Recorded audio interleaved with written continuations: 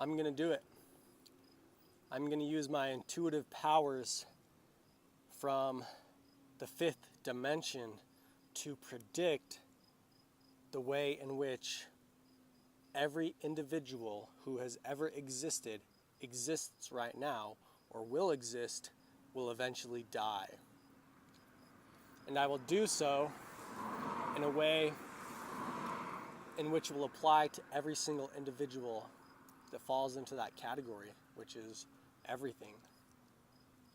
And you might say, wow, this guy's full of a lot of crap. But as soon as you hear me out, you'll see exactly why it is that I'm right. Well, first off, let me tell you a little story.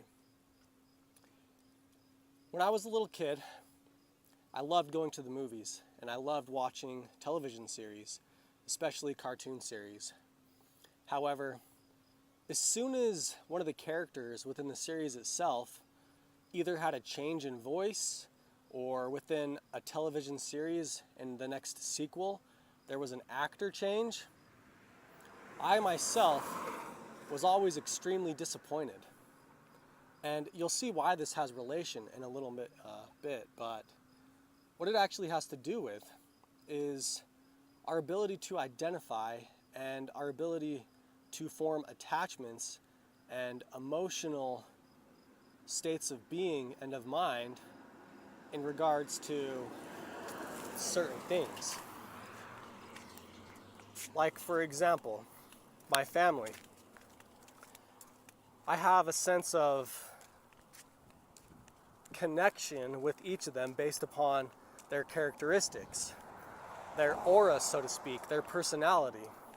And as soon as they change, and as soon as they harbor themselves a significant change or an alteration in what it was that I thought them to be, whether it's through some physical characterization or through some act of personality change in the fact that maybe I haven't seen them for a long portion of time, it's as if in a way that they've died, because they're no longer what I identified them to be.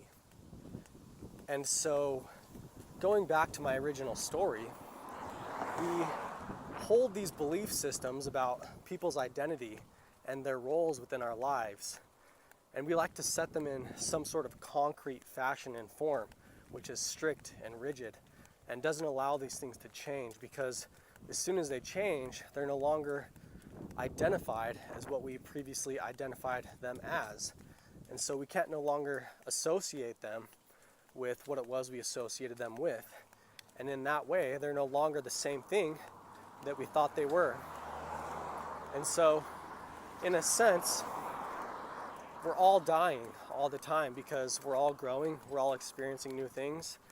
And for any of you who have had, at one point in time, a very dear friend, somebody who was very close to you, and you had a space in between the last time you saw them, somewhere around 5, 6, maybe even longer years. And what happens when you come back in contact with them, they're no longer the same individual. Who knows, maybe in some certain instances they're pretty much the same, but in a lot of ways they've changed. How does they look, how does they act, their personality, and these things which we once identified them as, they're no longer. And so, in a way, they're dead to us. It's like a little child who would have parents that, he's trying to form some form of pattern and sense of reality in his life, but his parents, they themselves really have no form of identity. And so they're constantly changing. And, one day the parents come home and they have a full head of hair and a mustache and beard, and then the next day they shave off all their hair and shave off all their facial hair, and then the child no longer recognizes who it is that they're actually looking at. And, they freak out. And, to them, the person that they once associated as this person is now dead. And so, in a way, this is kind of how we'll all die, because we'll no longer be what it is that we thought we were, and we're a part of something much bigger than ourselves. And so we can no longer identify with the experiences that give us our identity itself.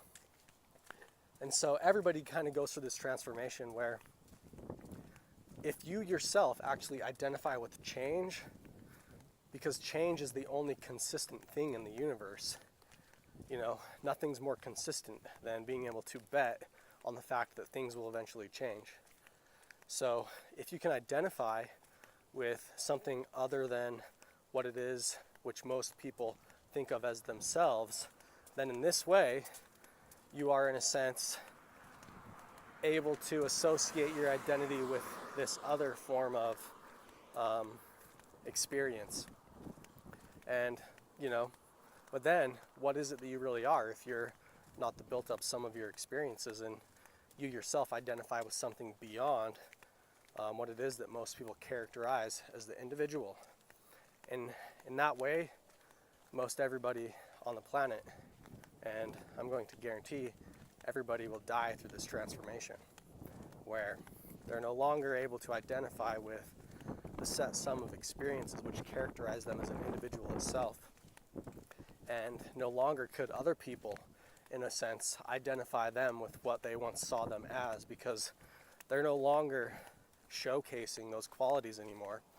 And in no longer being what everybody associated them with, they're no longer that being itself, and they're something else. And so in this way they've died. And that's why in a lot of spiritual teachings, they teach you that the only thing which actually ever dies is your ego. And your ego is pretty much what a lot of people associate with their identity. And what is actually eternal is your spiritual self. And in science, we just call this energy, because energy can be transformed from one thing to the next, but it cannot be created nor destroyed. All things which exist are from this eternal flow of energy. And it's not necessarily that this energy never was, it's always been. And so if you identify with this, rather than what most people identify as their identity, then in a sense you can yourself transcend the borders of life itself. However, then the question comes into being, what are you if you're not this set sum of experiences which give you a memory? Because memory really is how we form a sense of identity. The memorable events which characterize our being itself. And so, yes, that is death. And that is how eventually all people will die. And that's why in a lot of spiritual and religious texts, they say, remember me. Because it's through memory itself which gives people their characteristics and qualities. However, if you're no longer how people remember you, have you in a sense died? Peace out, y'all.